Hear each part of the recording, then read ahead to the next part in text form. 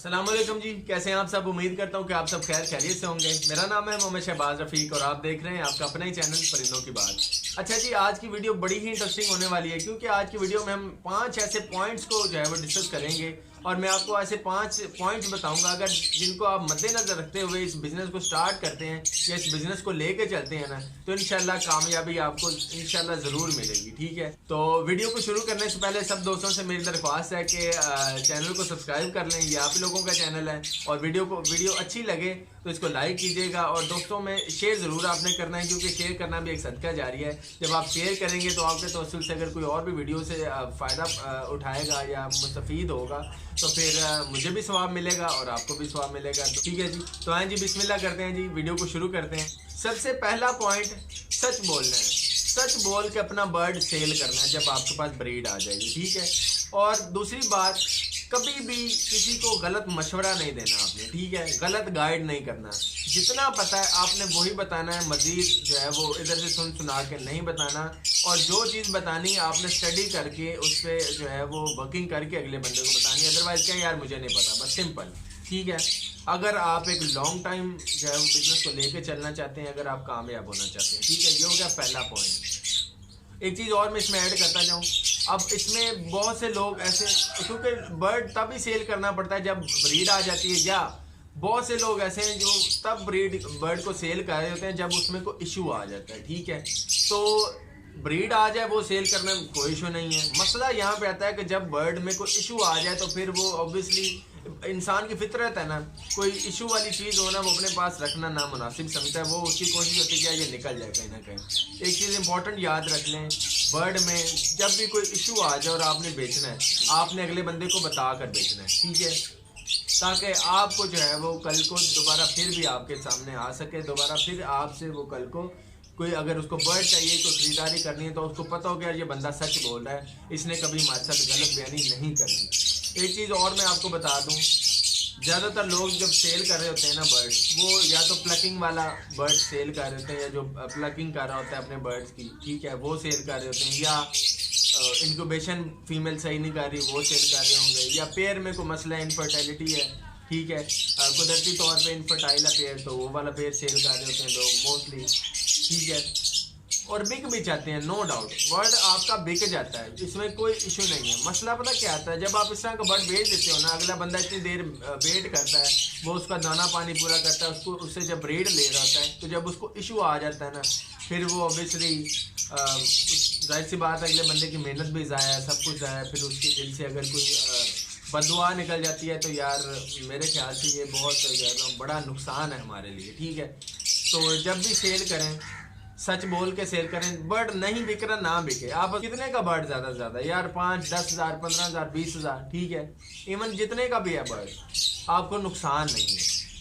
अल्लाह ताला कहीं और से आपको इंशाल्लाह रिस्क देगा, कहीं और से। अगर आप सच्चे हैं और सच बोल के इस बिज़नेस को किसी भी बिज़नेस को लेके चलेंगे ना, तो अल्लाह ताला फिर आपके साथ गैबी मदद भी शामिल करेगा इंशाल्लाह ताला। ठीक है, कभी परेशान नहीं होना है। जब भी कोई बर्ड सेल का प्लकिंग वाला सेल करना है, अगले बंदे को बता दें यार ये प्लकिंग करती है, ये मैं बेच रहा हूँ यार, अगर चाहिए शौक पूरा करना है तो कर दो। बर्ड जो है वो ये पाल भी लेगी, सारा कुछ करेगा, लेकिन मसला ये कि ये पर जो है वो लेट आएंगे। ठीक है, फिर लेट आते हैं, तो इस वजह से मुझे नामुनासिब है। अगर आपने खरीदना तो ले लें, इसकी प्राइस थोड़ी मैं नॉर्मल बर्ड से कम दे रहा हूँ आपको इसी वजह से। ठीक है, अगला बंदा भी खुशी खुशी ले लेगा और आपको भी जो है वो परेशानी का सामना नहीं करना पड़ेगा, और अल्लाह ताला के यहाँ भी जो है वो कोई इस तरह का इशू नहीं क्रिएट होगा। ठीक है, अब दूसरी चीज़, अगर आप इस बिज़नेस में कामयाब होना चाहते हैं ना, तो दूसरी जो चीज़ है वो है डाइट।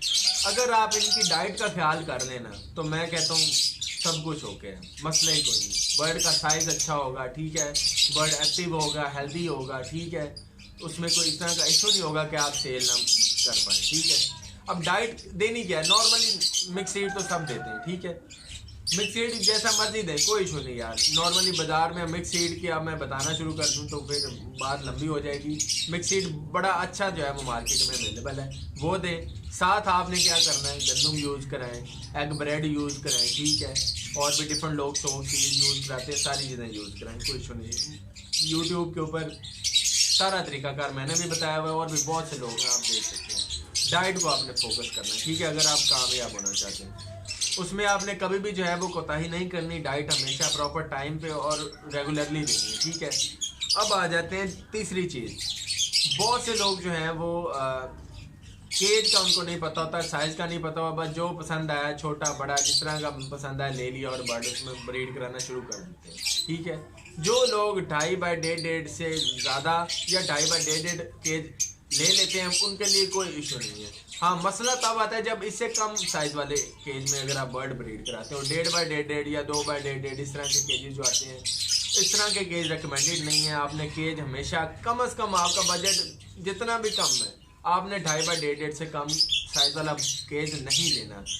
अच्छी बात, और इससे मज़ीद अच्छा अगर आप करना चाहते हैं तो फिर आप 3 बाय 1.5 का लें, वो सबसे बेस्ट है। नहीं तो कम से कम आप 2.5 बाय 1.5 का केज लाजमी यूज़ करें, ठीक है। ये चीज़ हो गई तीसरी।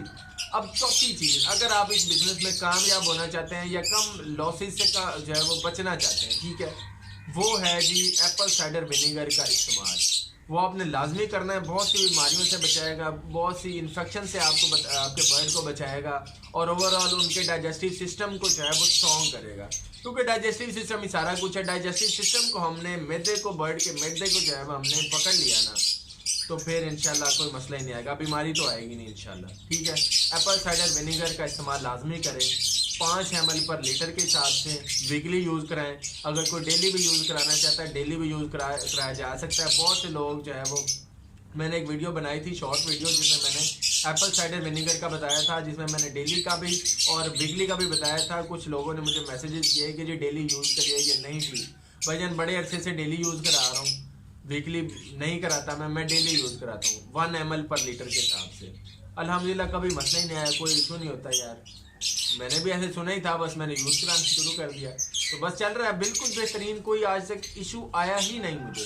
1 ml पर लीटर के हिसाब से, ठीक है। डेली यूज़ करा सकते हैं, नहीं तो 5 ml पर लीटर के हिसाब से वीकली यूज़ कराएं। एप्पल साइडर विनेगर बहुत अच्छी चीज़ है, ये लाजमी यूज़ कराना है अगर आप एक अच्छा और लॉन्ग टर्म बिजनेस करना चाहते हैं, ठीक है। ये होगी जी चौथी बात। अब आ जाते हैं 5वीं चीज़, विटामिन D3, ठीक है जी। विटामिन D3 भाईजान वो चीज़ है, अगर आप ये नहीं यूज़ कराते ना बर्ड को, बाकी आप जो मर्जी देते हैं आपको नुकसान आएगा ही आएगा।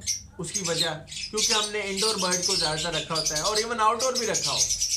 धूप उस तरह से बर्ड को नहीं मिल पाती जिस तरह से जंगलों में मिलती है, ठीक है। क्योंकि विटामिन D3 जो है ये हमें धूप से हासिल होता है, ठीक है। हम इंसानों के लिए भी बड़ी इंपॉर्टेंट चीज़ है और इवन हमारे बर्ड्स के लिए भी, क्योंकि हमने इनको छतों के नीचे रखा होता है, शेड के नीचे रखा होता है, तो इनको धूप उस तरह से नहीं मिल पा रही होती जिस तरह से इनको जंगलों में मिलती है, ठीक है। तो विटामिन D3 आपने लाजमी यूज़ कराना है और रेगुलरली यूज़ कराना है। विटामिन D3 आप नहीं यूज़ कराएंगे ना तो भाईजान इशू आएंगे। बर्ड अंडर साइज होंगे, बर्ड में कमज़ोरी होगी, वो उड़ नहीं पाएंगे और उनके फेदर में इशू, उनकी बोन स्ट्रक्चर में इशू, क्योंकि विटामिन D3 ने पूरा उसके बोन स्ट्रक्चर को खड़ा करना, उनको उसको ताकत देनी होती है और बाकी चीज़ों के एब्जॉर्प्शन में उसको वो हेल्प करता है विटामिन D3। तो विटामिन D3 आपने जिस भी तरीके से आप यूज़ कराएं, लेकिन यूज़ लाजमी कराएं, ठीक है। ये थी 5वीं चीज़, ठीक है। अब एक चीज़ मेरे जहन में और मज़ीद आ गई है, वो इसी के साथ मैं ऐड कर लेता हूँ, फिर इंशाल्लाह इस वीडियो को ख़त्म करते हैं जी। एक चीज़ हमेशा याद रखें, बहुत से लोग हैं वो, उनको जब नुकसान हो जाता है ना, कोई बर्ड मर जाता है, कोई इशू आ जाता है, वो परेशान हो जाते हैं। और इवन कुछ लोगों को बहुत ज़्यादा नुकसान जब हो जाता है तो वो इवन हॉबी भी छोड़ जाते हैं। एक चीज़ हमेशा याद रखें, इंसान जो नुकसान जो है वो नुकसान से जो डरता है ना, वो कभी कामयाब नहीं हो सकता, ठीक है। तो मेरे ख्याल से नुकसान उठाना बहुत अच्छी बात है उन लोगों के लिए जो कुछ हासिल करना चाहते हैं।